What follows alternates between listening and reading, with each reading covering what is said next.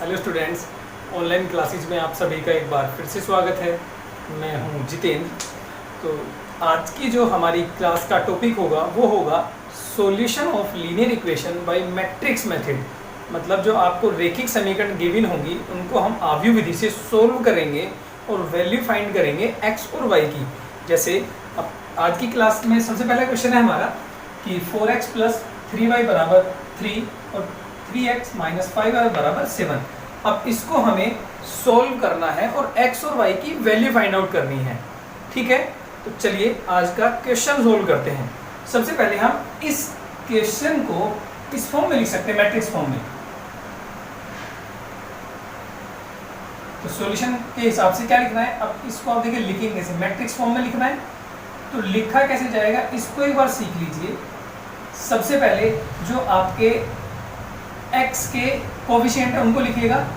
तो x का coefficient कितना है 4 और जो सेकंड लाइन है उसमें कितना है 3।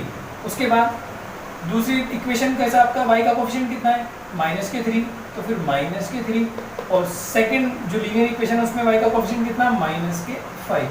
आपके पास दो ही वेरिएबल थे तो हमने 2/2 का स्क्वायर मैट्रिक्स बना लिया और साथ में फिर इधर आपका x और ये आपका y और ये लास्ट इक्वल्स टू के साइन के साथ आ जाएगा आपका जो हमारे वेरिएबल्स जो कांस्टेंट थे 3 और 7। मतलब सबसे पहले अगर 3 इक्वेशन होती तो 3/3 का मैट्रिक्स बन जाता। अब ये 2 इक्वेशन थी तो 2/2 का मैट्रिक्स बनेगा। कहने का मतलब सबसे पहले आपको लिखना क्या है, या तो आप कॉलम वाइज लिख लीजिए या आप रो वाइज लिख लीजिए, इसमें आपकी चॉइस है। सबसे पहले x का कोफिशिएंट, फिर y का कोफिशिएंट, अगर माइनस का तो माइनस का, प्लस का तो फिर साइन नहीं लगाना, वो प्लस का अंडरस्टूड हो जाता है।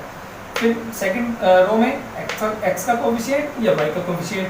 आप कॉलम वाइज लिखना चाहें x का कोफिशिएंट, सेकंड लीनियर इक्वेशन का x कोफिशिएंट, फिर y का कोफिशिएंट, सेकंड वाली लाइन का y का कोफिशिएंट। ठीक है, तो जो गिवन इक्वेशन आप सबसे पहले इसको इस फॉर्म में लिखेंगे। अब इसको भी हम लिख सकते हैं ax = b के रूप में, जहां फॉर ऑल बिकॉज या लेट कर लीजिए, लेट a बराबर हमारा कितना हो जाएगा 4 -3 और -5 और x बराबर कितना हो जाएगा हमारा x और y और b बराबर हो जाएगा आपका 3 और 7। आगे बात समझ में। अब खुद सोचो, जब हम इसको इस फॉर्म में लिखेंगे हमें वैल्यू निकालनी है x और y की। अब इसको एक बार देखिएगा भाई, जब ये ax = b है तो a इधर जाएगा तो x बराबर कितना जाएगा b × a का इनवर्स भाई 1/, में जाएगा। अब जैसे ही मुझे a इनवर्स मिल जाएगा तो मैं b के साथ मल्टीप्लाई करके x y की मल्टीप्लाई निकाल लेंगे। तो अब हमारा काम क्या बचा कि हमें क्या फाइंड करना है a का इनवर्स। और a का इनवर्स हम लोग पिछले वाले लेक्चर में हमने सीखा था, जो हमारा पार्ट 12 है, कोफैक्टर की हेल्प से। भाई ए इनवर्स हम दो टाइप से निकालते हैं, एक तो रो ट्रांसफॉर्मेशन जो हमारा मैट्रिक्स में था, एक है ये कोफैक्टर विधि से। तो कोफैक्टर विधि वाला थोड़ा आसान है, इजीली हो जाता है, अब उस वाले मेथड से सीखेंगे। अब हमारे मन में सबसे पहले क्वेश्चन ये आता है कि ए का इनवर्स पॉसिबल है या नहीं। उसके लिए क्या करेंगे आप, सबसे पहले निकालिएगा डिटर्मिनेंट ऑफ ए। नाउ सबसे पहले हम डिटर्मिनेंट ऑफ ए निकालते हैं। तो डिटर्मिनेंट ऑफ ए हो जाएगा 4 -3 और 3 और -5। तो कितना आएगा 5 चौका -20 और माइनस प्लस के 9। कितना आया आपका ये, इधर आपका डिटर्मिनेंट ए चल रहा है -11 और जो बराबर नहीं है 0 के। अगर 0 के बराबर आता तो फिर ए इनवर्स पॉसिबल नहीं था। अब 0 के बराबर नहीं है, it's mean that is a is invertible, अर्थात ए का जो इनवर्स है वो पॉसिबल है। ये ऐसे लिख दीजिए, ए का इनवर्स पॉसिबल है, संभव है, जैसा आपको उचित लगे। ठीक है, अब हमारा काम है ए का इनवर्स फाइंड करना। अब ए इनवर्स फाइंड आउट करने के लिए हमने कोफैक्टर मेथड सीखा था। कोफैक्टर की हेल्प से फिर हम लोग एडजॉइंट निकालते थे। चलिए, तो अब निकालेंगे आप कोफैक्टर ऑफ नाउ C11। ये क्या होगा, that is cofactor of A11 कौन है आपका, ये, इसका कोफैक्टर कितना आएगा, ये वाली रो गई, ये वाला कॉलम गया, तो कितना है -5। ऐसी C12 that is cofactor of A12, 12 है आपका -3, तो ये रो जाएगी, जिस कॉलम में वो कॉलम जाएगा आपका जाएगा 3। Then C21 cofactor of A21 कितना जाएगा, 21 आपका 3 है, ये रो गई, ये वाला कॉलम गया, कितना है -3। And C22 that is cofactor of A22 कितना हो जाएगा, 22 पे ये है, तो ये रो गई, ये कॉलम गया, कितना बचा आपका 4, ये बचा आपका 4। उसके बाद हम लोग साइन चेंज करते थे। अब साइन चेंज में मैंने कहा था जो हमारे प्लेस हैं, जिस प्लेस पे हुआ था उनको ऐड करिए, अगर इवन है तो प्लस की मल्टीप्लाई, अगर ओड है तो माइनस की मल्टीप्लाई। तो 1 1 2 प्लस की करेंगे, ऐसी रहेगा 1 3 3, तो ये माइनस का 2 1 3, ये हो जाएगा आपका प्लस का, और ये 2 2 4, ये आपका जैसा है वैसे ही रहेगा।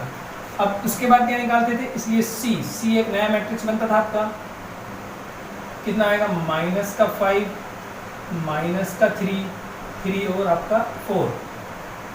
अब यहाँ से निकालेंगे फिर आप adjoint of A, adjoint A कितना था आपका आता है, एडजॉइंट ए था हमारा सी का ट्रांसपोज कीजिए, तो कितना आएगा, रो को कॉलम बनाइए, -5 -3 और 4 आ गया। उसके बाद क्या निकालते थे हम, ए इनवर्स। अब बिकॉज जब we know that A inverse होता था हमारा adjoint A upon determinant A, ये सब मैं आपको ऑलरेडी सिखा चुका हूँ। तो डिटरमिनेंट कितना था आपका, -1/11 और ये -5 3 -3 और आपका 4।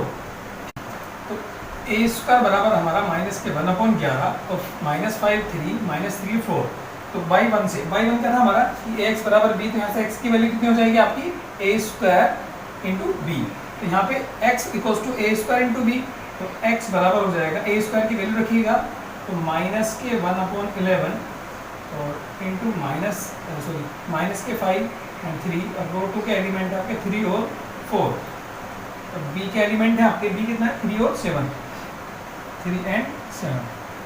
अब इन दोनों की मल्टीप्लाई कीजिए, ये 2/2 का और ये 1 कितना है 2/1 का, तो इसकी कॉलम इसकी रो के बराबर होनी चाहिए, इसकी रो कितनी है 2, इसकी कॉलम कितनी है, तो मल्टीप्लाई भी पॉसिबल है। तो x बराबर कितना हो जाएगा, -1/11 मल्टीप्लाई करेंगे, रो की कॉलम में 5 दिया, -15 और +7 दिया 21, और सेकेंड रो फर्स्ट कॉलम 3 की 3 में -9 और +7 चौके 28। ठीक है, इसको सोल्व करो, तो x बराबर कितना आ गया आपका -1/11, और ये आ गया आपका 21 में से 15 गए 6, और 28 में से 9 गए 19। ठीक है, अब ये जो x है हमारा, x क्या था, x था हमारा x/y के रूप में एक क्या था, मैट्रिक्स था, तो इसकी जगह वैल्यू रखिएगा आप मैट्रिक्स फॉर्म में, x और y इक्वल्स टू आ गया, साथ के साथ -1/11 की मल्टीप्लाई भी कर लेते हैं, तो ये हो जाएगा -6/11 और -19/11।